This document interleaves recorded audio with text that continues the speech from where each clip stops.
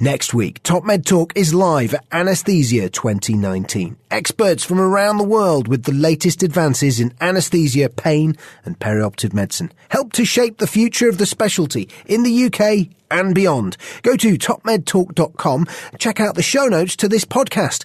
Limited places remaining on Wednesday the 22nd of May to Anesthesia 2019. Go to www.topmedtalk.com. TopMed Talk. Welcome to the latest in our series of TopMed Talks 2. In these podcasts, the TopMed Talk team is in conversation with global thought leaders in perioperative care. TopMed Talk. Hemodynamic monitoring and management. Now, recently, some of our most popular pieces have been the relief trial, i.e. the amount of fluid given perioperatively, and what an impact that's had on patient outcomes. And we also, next most popular piece has been the Fedora trial, the use of advanced cardiac output monitoring to guide proactive hemodynamic management with manipulation of cardiac preload, afterload and contractility.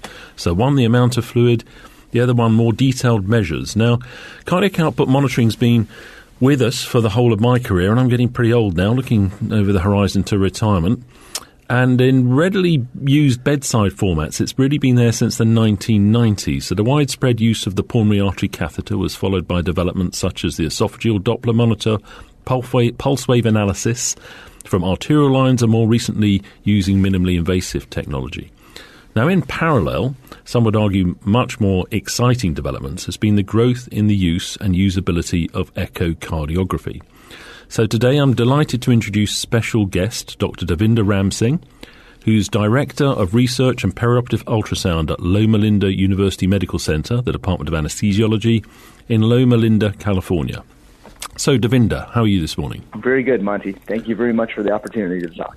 Well, it's really great, very generous of you to give up your time. I know you're one of the emerging international experts in this field and made some very significant contributions yourself, particularly with regards to education in this space.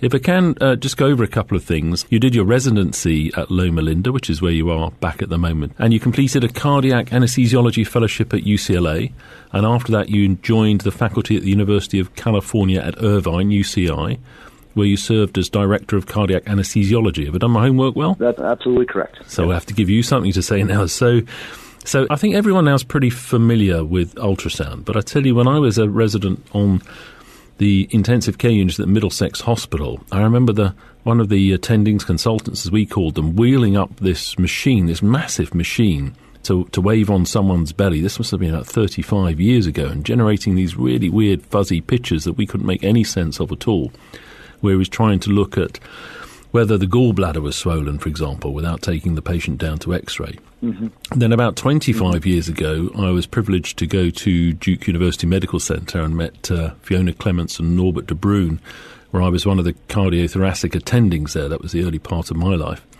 And I was exposed for the first time to this new technology, as far as I was concerned, which was transesophageal echocardiography, TEE, as you all refer to it, and TOE, because we spell esophagus slightly differently, as I referred to it. And that was a really rapidly evolving field at the time. We had these very primitive monoplane probes. The omniplane probes were just emerging. Colour was just starting to come in.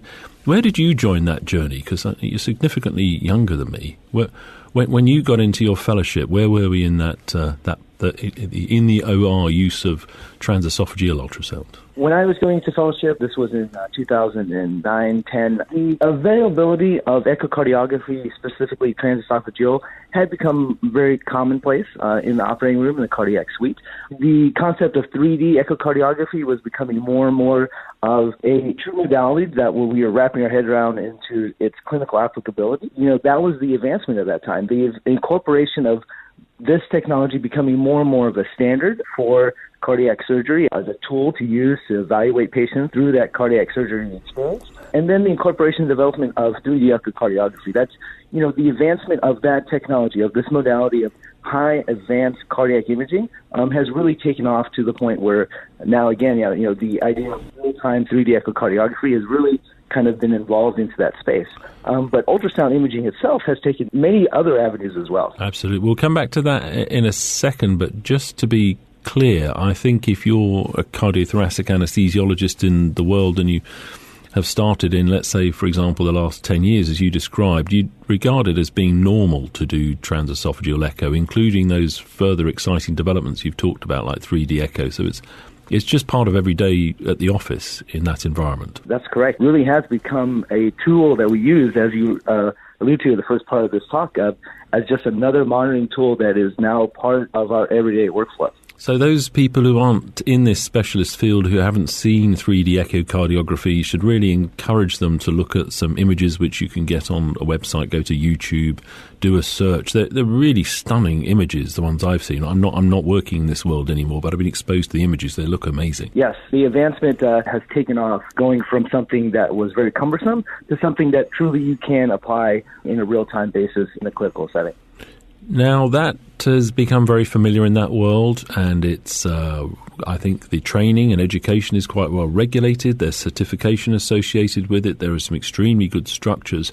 And then more recently, we've seen the very wide availability of transthoracic ultrasound. I mean, those probes can be used in different ways, being ubiquitously available in the worlds that we work in, the well-resourced world, partly driven by the use of ultrasound to guide central line placement and or to do nerve blocks. They're sort of everywhere now. Absolutely. That availability of that technology has really just become explosive. The availability of portable ultrasound devices is a rapidly changing area. More and more, it's a regular tool that anesthesia suites and environments have multiple ultrasound devices to assist with, as you mentioned, regional anesthesia, vascular access, and more, it has become a standard to use those tools to be incorporated into those, anesthesia procedures. And very interesting to see how it doesn't necessarily have to stop there, right? And I think that's the really exciting part of all this, is that as ultrasound becomes more available, we are really exploring how we can incorporate it into, other avenues of acute care assessment. So around the first time I met you, Davinder, I think you were at UC Irvine, and you'd been leading this innovative new teaching program for anesthesiologists to do this whole body point of care ultrasound, which I've learnt to call POCUS, which we hope isn't hocus pocus, but point of care ultrasound. Can you expand on that? It looks like a good thing to me. Overall, the idea of point of care ultrasound, or POCUS, is taking these portable ultrasound technologies. It has allowed us to explore how we can potentially use these devices to help with our bedside assessment. And as you mentioned, in Irvine helped start and develop a curriculum of developing a new way of looking at how we can incorporate ultrasound to look at crude assessment of cardiac, of pulmonary, abdominal, with the idea, as the umbrella of point-of-care ultrasound is generally approached, as the idea of helping acute care management. So you have a clinical question of cardiac function status, pulmonary function status, abdominal function status, and you now incorporate ultrasound to your bedside assessment, where traditionally, we've been using the stethoscope to help with our bedside physical exam, how we can use ultrasound to facilitate that evaluation process. To repackage some of that, because I know some people listening will be thinking, whoa, hang on a second, you just suggested that we can replace the stethoscope here, which I've seen and I'm a believer. So you've done your typical history and initial examination, and you've come to the conclusion that you think the principal problem here is probably in the heart. And now, rather than primarily listening, you're going to look. Correct. This is just another tool to help in the bedside assessment.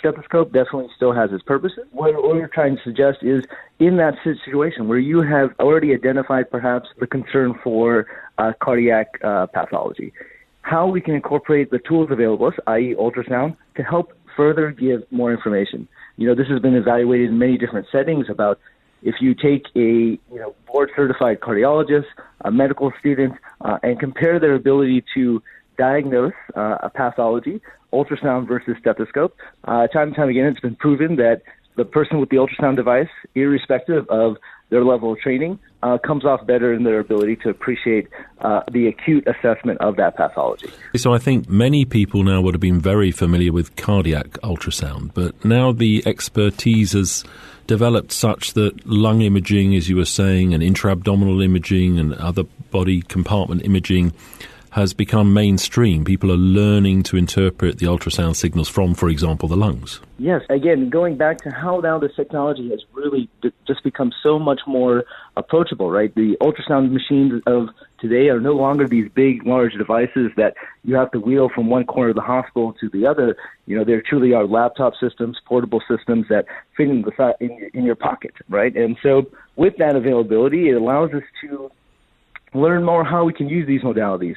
As you said, there is now much more rapid growing body of evidence of showing how we can use ultrasound to evaluate pulmonary function. Looking at the airway, for example, we can use ultrasound to evaluate appropriate location of the endotracheal tube, diagnosing vocal cord abnormalities, looking at the abdomen, specifically looking at the stomach to evaluate for gastric content. I mean, really, you know, the list, as you mentioned, we took an approach of trying to develop a whole body assessment curriculum to evaluate how we can incorporate ultrasound for the common clinical perioperative questions that we have, how we can use ultrasound in the evaluation assessment of those various perioperative concerns.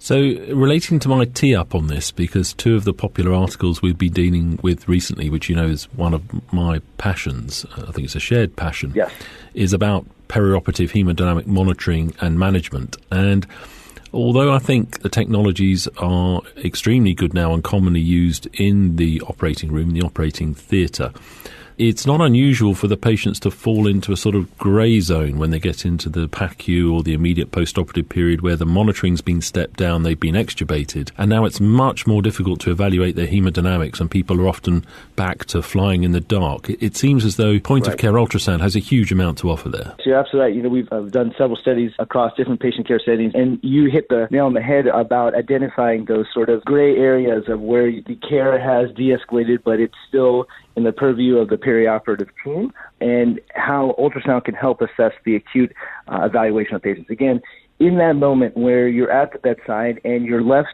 with the tools that you can reach, again, at the bedside, stethoscope, looking at baby and EKG tracing, those kind of modalities, maybe asking for a portable chest x-ray, how we could potentially use ultrasound in that setting to, again, sort of get more information to help evaluate us when we're in those settings.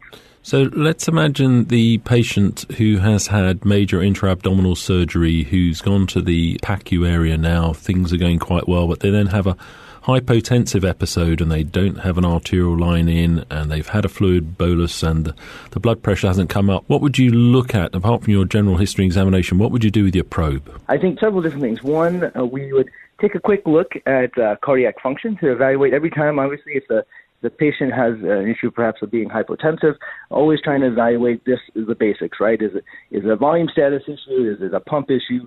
Or an SVR issue? And ultrasound can help us delineate that very quickly. We can take a quick look at cardiac function. We can look at the filling of the heart. Again, all from a fairly quick and rapid point-of-care assessment. We can do evaluation of their carotid artery flow and look at the variation in the pulsatility of that flow and determine fluid responsiveness, or at least determine the increase in that flow pattern with the passive leg raise, very similar to looking at a increase in stroke volume from non-invasive hemodynamic monitoring as a same technique to see for somebody who could be fluid responsive. And those are just some modalities. We can scan their abdomen to make sure that there's not a rapid free fluid collection, which is the FAST exam, to help delineate potential mechanisms of hypotension. You know, really the list is quite expansive of what we can do with ultrasound to help tease out mechanisms and kind of, again, identify appropriate levels of care much more rapidly. And that's really what we're seeing. We're seeing how that differential gets more narrowed and focused when you incorporate ultrasound into our bedside assessment. And increasingly, as you've referred to, I see people, colleagues, I see in trade exhibitions, etc., that the ultrasound devices have gone down to the sort of size of a big iPhone. There are other phones available. You know, it's a handheld device that you can pull out of your scrubs and make that assessment rapidly, akin to the stethoscope availability.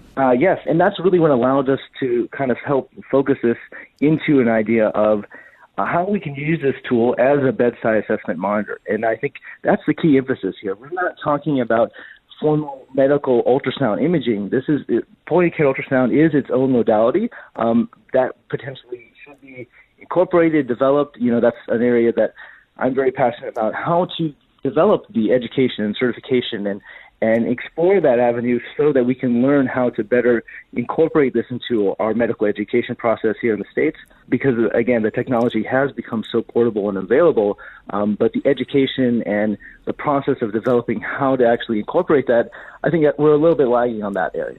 Okay, so to that very point, I'm an old dog, but I like to learn new tricks. If I want to get into this, apart from talking to clever chaps like you, what do I go on a course? Do I go to a teaser course? Do I go online and find some educational tool? What's my route of entry? That's a great question. There's workshops that are going around more and more internationally and in the U.S. here. For example, we lead a workshop on POCUS education. I have our curriculum. One of the things, transitioning to Loma Linda, we were able to get a departmentally sponsored effort to transition our entire curriculum to an online platform that is completely open source, copyright free. It's open to anybody to access on the web so that they can, again, we don't, there's no subscription or cost associated. It's really meant to be an avenue and portal for open access education on the topic. And I think more and more there's other cities that are exploring that and developing it. You know, but we're at that still exposure level stage where we're really trying to develop this into formalized, structured curriculums. And I think as more and more centers, collaborate on this topic, we can get to the next level. Similar to, as you mentioned, the history of transesophageal echocardiography, right? Going from the exploring the new modality to making it into a certified process. One area that I'm very passionate about is how to incorporate this topic into core competency training for our residents. I hope that happens in a relatively short timeline. But, we're doing our part by trying to get that information out there on an open source online platform. So I've just pulled up the website there, which looks great. That's pocuseducation.com. We'll put a link to that in the piece that we put up afterwards. I'm looking down here at a video to watch Z-Dog MD's segment on POCUS Below. What's a Z-Dog and where do you find one of those? This sounds like a California thing to me. He's Stanford trained, and he's a very interesting gentleman who has really tried to incorporate the idea of how to break down sort of the silos of various areas of medical care in the U.S., and he is kind of developing utility videos and has a huge sort of following on not only just medical comedy, but also insightful opportunities of education on new kind of upcoming technologies. And again, very appreciative of him to have the opportunity to talk about the topic as just an awareness piece about helping to get the word out there. And, he that very much is on the, here in the U.S. as a following to kind of talk about changes in healthcare. He embraced the topic as something on that nature about how perhaps point-of-care ultrasound is something that could help change healthcare by improving our bedside assessment. The stethoscope is almost 200 years old. Any piece of technology in any industry, and you try to see it having a lifespan of 200 years, that's very impressive. And so perhaps there's room for us to add something else in our bedside assessment besides the stethoscope. And with that, he was very supportive of trying to help get the word out there. Brilliant. So now I've now opened the agenda for, now we've got to be clear there are numerous courses available around the world, but you're the one on the phone. Yep. So I've opened up here the upcoming Perioperative and Acute Care Ultrasound Workshop, over 6 hours of hands-on training, and the next one, I think, is coming up in September. Is that right? 22 and 23? That's correct. At the Hyatt, California. Yeah, the Hyatt Regency, Huntington Beach, California. I'm looking at the picture there. That's a terrible place to hang out. I can see that's awful. So, and that includes didactic training, 17 hours of credits, and what looks like a stellar faculty there that's going to give you a chance. You say about 6 hours of hands-on. That's correct. We really try to focus on, giving brief didactic lectures, focused lectures, and then spending the majority of time of getting hands-on image acquisition. And this correlates well with our educational site, foresightultrasound.com, to have the material as well for education. So we try to use both sites as avenues to, explore the topic and try to get, our part to help educate. Fantastic. Well, I'm going to have to see if I can get around to doing that. Davinder, wonderful to talk to you. Anything else you'd like to add at this stage? Congratulations on all this fantastic work you've done. I mean, the medical students will just learn this all by default before too long. But somehow we've got to get us older folks given an opportunity to bring this to our patients. Anything else to add at this stage? No, I thanks for the opportunity to have this talk. It's always a pleasure speaking with you. And I think, again, just the awareness on the idea of that this technology and modality is out there. And I think it's only going to become more and more penetration into our space in the perioperative setting. And so I think it behooves us to figure out exactly how we can incorporate that into our clinical care. So that's, thank you very much. That's Dr. Davinder Ramsingh from Loma University talking to us about point-of-care ultrasound and other applications of ultrasound. So please don't hesitate to look up www.pocuseducation.com. Nick Majerison here. Thanks for listening to Top Med Talk. Now, before we let you go, it's important that we remind you to subscribe to Top Med Talk. That way you'll never, ever miss another episode. Also, if we could encourage you to join us on social media, Twitter, Facebook, LinkedIn, YouTube, pretty much every single social media platform, we're there. Join us. And finally, check out TopMedTalk.com. If you go to our website, you can subscribe to email updates. That way we can always tell you where we're going to be, what we're going to be doing, and how you can join us. TopMedTalk.com and click on the section marked email updates. Finally, Top Med Talk is proud to act as the broadcasting arm of EBPOM, Evidence-Based Perioperative Medicine. We'd love you to find out more about them as well. ebpom.org is their website. That's ebpom.org. And if you go to ebpom.org/meetings, you can find out about some of the wonderful meetings that we attend and cover across the year here on Top Med Talk.